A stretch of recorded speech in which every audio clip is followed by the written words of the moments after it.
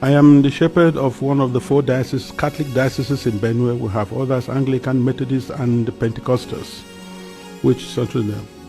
Benue State has a population of about 6.1 million people, 2 million of whom are those under my care as the bishop of the diocese. Benue State is about 98% Christian, with very few Muslims living in towns. Nigeria and eventually my diocese and the state of Benue have become in recent years one of the most dangerous and insecure places for Christians. Christians and Muslims are nearly evenly divided among Nigeria's large population of over 200 million persons. Islamist extremists are fiercely contesting the possession, control, and governing law of the land, especially in the country's northern and central regions, the latter of which is where Benue is located. There are constant ethnic, political, and religious conflicts over land and allegiance.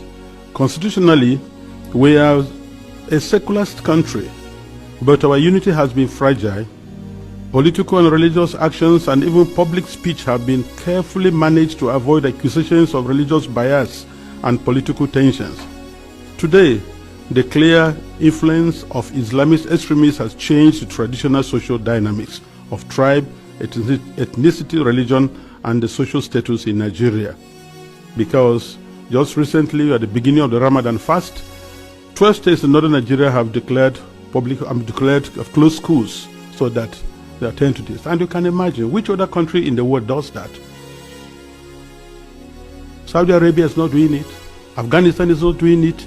Baghdad is not doing it, but then Nigeria is president. What kind of Islam are they practicing? 12 states, and not only Muslims are living in these places. What happens with the educational program or curriculum of the country? But this is what we are going through every day in Nigeria. A long-term Islamic agenda to homogenize the population has been implemented over several presidencies through a strategy to reduce and eventually eliminate the Christian identity of half of the population. This strategy includes both violent and non-violent actions, such as the exclusion of Christians from positions of power and adoption of such church members, the raping of women, the killing and expulsion of Christians, the destruction of churches and farmlands of Christian farmers, followed by the occupation of such lands by the Fulani herders, and also changing the names of these villages.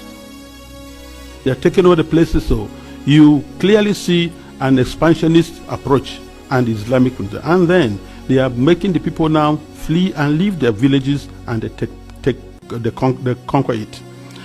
The quest to Islamalize the land appears high on the agenda of some of the powerful and influential Muslims in Nigeria. There is a campaign to take land to spread Islam, and there is the hemorrhaging of Christian farmers from the central region of Nigeria and Benue State, and Makurdi diocese in particular, as they are forced to abandon fertile lands that used to feed the nation, which classify Benue as the food basket of the nation. Militant Fulani herdsmen are terrorists destroying society. They steal and vandalize, they kill and boast about it. They kidnap and rape, and they enjoy total impunity from the elected authorities. None of them have been arrested and brought to justice. This is supported by the corrupt system in which we operate and the abject poverty among us, which allow the criminals to easily attract more recruits and prey on more victims. Why is this happening? Is it really a religious war? Like in the past, many jihadists are motivated less by religion than by spoils of war, and use their religion to impose themselves. In my diocese, the spoils consist mainly of fertile, well-tended land organized around my parishes or so. The jihadists come and adopt and kill the priests, leaving thousands without support and basic human services. And of course, when they disperse the people, the inhabitants, or the citizens, or the people of the lands, they take over. And any attempt to go back and take care of your farms, surely you get killed. The Makurdi diocese in Benue State has been the epicenter of the invasion by these herders, who are more like hired guns of cattle oligarchies, who manipulate religion to rally the herders to eliminate the Christian population and cleanse the land in the name of Islam. This objective is behind the relentless attacks against Benue's villages. When we call for help to the police and the army, they do not come. At the end of 2024, several villages were warned by the attackers of the upcoming violence, and the leaders called the police for defense ahead of time, but they did not come, and the Christian massacres, almost customary, took place, killing hundreds in Plateau and Benue, with the worst massacre claiming 47 people. The militant also burned down the 8 Catholic churches of St. Mary's Parish in the Diocese of Boko, which in Benue State, as well as the parish house, clinics, schools, and other houses. The militant Fulani herdsmen bear on defenseless villagers without consequences. They follow orders to conquer, kill, and occupy. They attack even those who have managed to escape into our IDP camps. Thereby, they have no place to run to. And it is unfortunate that the police system in Nigeria, orders have to come from above, and such that once there's a call, and they say they have never received. And by the time they arrive, these people have left, and the people are now living in the pool of their blood. What I have recounted above is happening not only in Benue State. I believe our experience in Benue is symptomatic of what is happening elsewhere in large parts of Nigeria. The experience of the Nigerian Christians today can be summed up as that of a church under Islamist extermination. It is frightening to live there. Apart from the violent campaigns and attacks against Christian villages, there are now attempts by the Islamic Council of Nigeria and various Islamic groups to impose Sharia law on the Christian populations. Already, 12 states in the north of Nigeria are under this sectarian religious law, and attempts to extend the same to the south of Nigeria, which they have started. This month, governors in the north decided appropriately to close all schools and education institutions during the months of Ramadan. Good morning, Mr. Okpara, the new Okoko, right? Okoko Gem. Yes, thank you for having you on this platform this morning. Viewers, if today is your first time of coming to cross our video, subscribe on your notifications as we take you through what is happening in US about US sanctioning Nigeria. A bishop Alfred took Nigeria to report what is happening in Nigeria to US Congress about the killings of Christians, and the Congress of US now have backed Donald Trump that Donald Trump will sanction Nigeria. What do you have to say about this? I, Mr. Okpara, they need to go from them. I thank God Almighty for what they have done. I thank God Almighty for the move by the Congress and by the report of Nigerians to the Congress of the State of America. I say, may God be great, give and glorify in Jesus' name. I thank God on behalf of all our fans all over the world. May them be blessed and protected by God Almighty in the name of our Lord Jesus Christ. You see, that move that the bishop from Benue State made, not only the bishop made that move, there are other entourage that followed him, and there's a special request. The Afghan representative Ogechukwu Nkero, the acting prime minister of the Afghan government in exile, in the absence of Simon. And what happened that side, in that US, among the Congress and other people, not that the Congress don't know, or American government do not know what is happening in Nigeria. They know what is happening. And the government that was in power before this current Donald Trump president transferred their eye concerning Nigerian issue, concerning the killings in Nigeria. And you can see what they got now, or what happened now, is formal notification to them, or official complaint to them. And you will remember that in the previous administration of Donald Trump, when he was in White House from 2006 to 2020, Nigeria was in the list of CBC, a nation where they persecuted people or Christians. But when Joe Biden entered, he removed Nigeria from that black list of a killing nation in the world. Now, Donald came back again. His administration revisited it again by the complaint of Christians in Nigeria in that area. Now, the Archbishop or the Bishop from Benue went there because the killing, at least 35% of the killing is in Benue. And this because if you watch, 40% of the killing is in Middle Belt. And the remaining 30% of killing is in East, call it Star Region, call it South, call it Biafran Nation, is there. Then the remaining 50% or 10% is in the West. And the killing of Christians. But in the entire Nigeria, as we are today, there's a killing in the entire Nigeria. And this one went there because people are dying. Most of the whole IDP camp in Middle Belt, all of them are Christians, stay in IDP camp. How many Muslims you have in Middle Belt? How many are Muslims? In the East, how many are Muslims? In the East, even like Nigeria, South or Southeast or Biafra, at least there are 80% of Christians. At least. Then you have 50% of traditionals. Then you have 5% of Judaism. I mean, you have 4% of Judaism. Then 1% of 0.5% of Muslims. Now, this one went there on behalf of the people, Christians in the Benue, or in the Middle Belt. And all they went there on behalf of the Christians in Biafra land. In Biafra land, they are killing the Christians in the name of IPOB, in the name of Biafran agitators. They are killing Christians. You understand? Now, the congressmen have got the official notification or formal notification. See what is going on.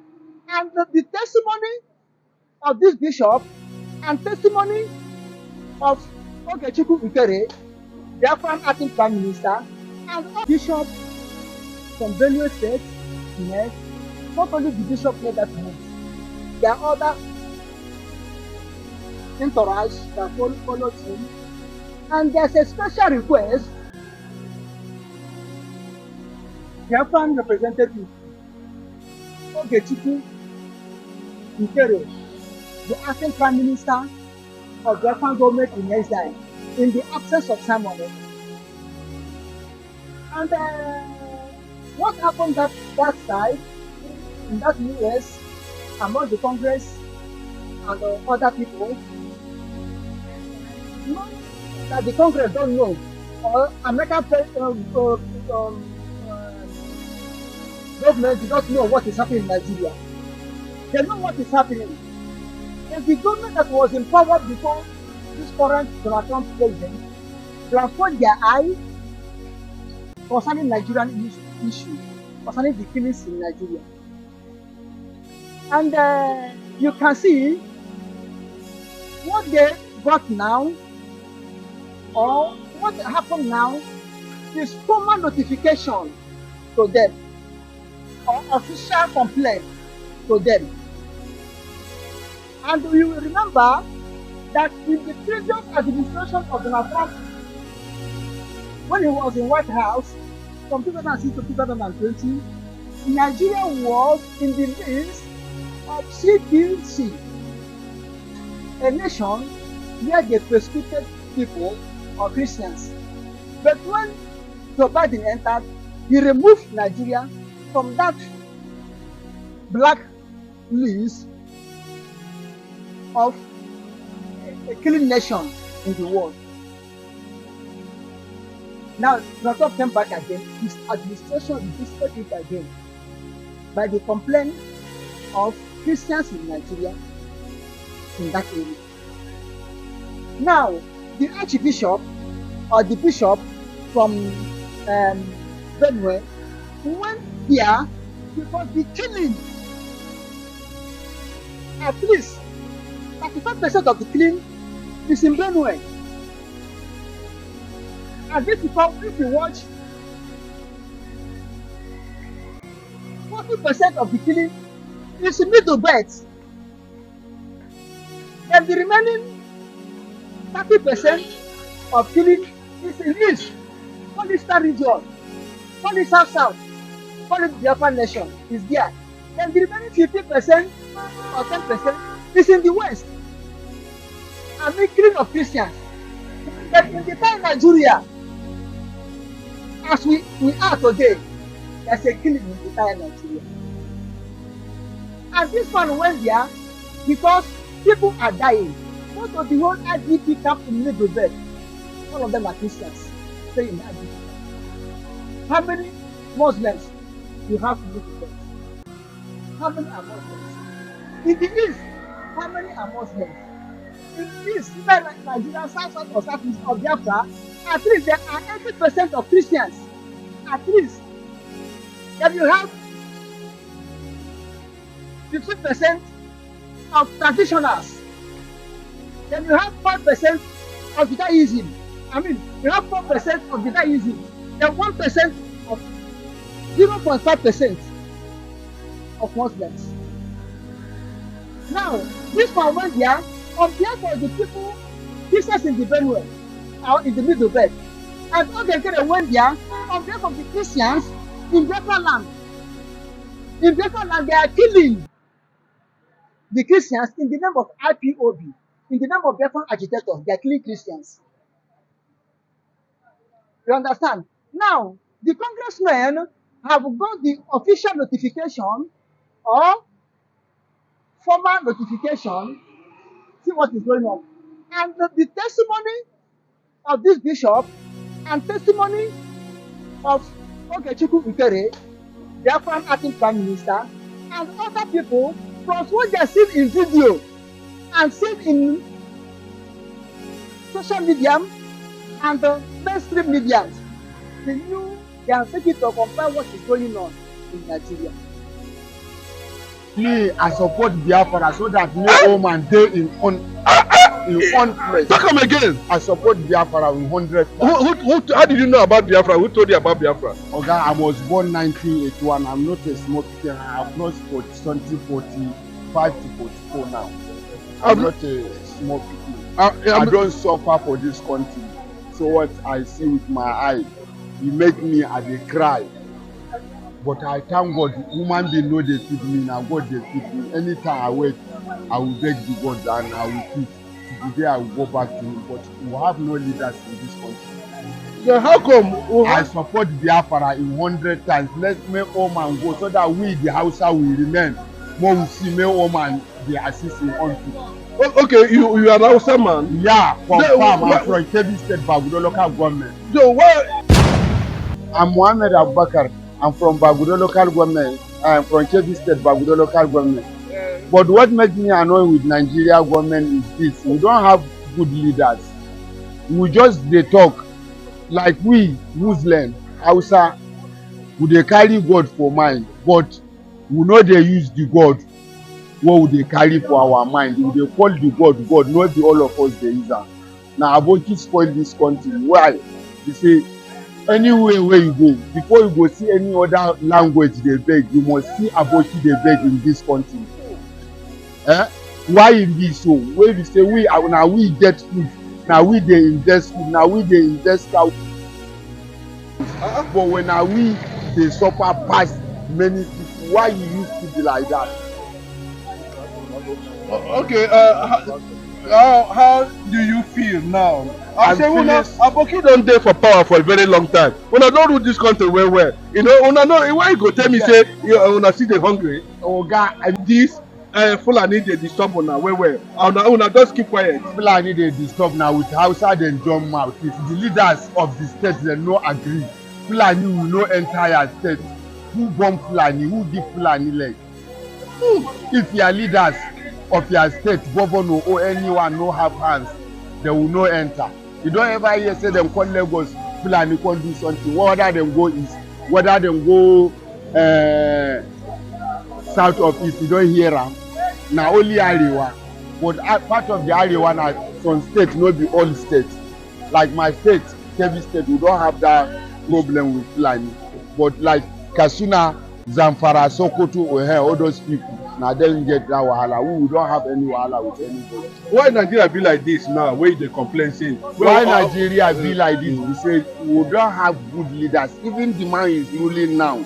Na Hausa dey rule am. Na wetin dem tell am to do. Who be the person wey dey rule now? Na Tinubu na, but na person dey ahead of the Tinubu.